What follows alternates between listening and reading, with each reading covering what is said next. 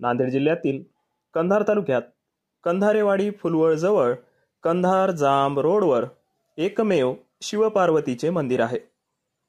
या महादेव मंदिराचे वैशिष्ट्य म्हणजे येथे कामदा एकादशीला शिवपार्वतीचा विवाह सोहळा पार पडतो। याही वर्षी दिनांक 8 एप्रिल रोजी मंगळवारी कामदा एकादशी दिवशी शिवपार्वतीचा विवाह सोहळा सायंकाळी 6 ते 6:30च्या दरम्यान पार पडला।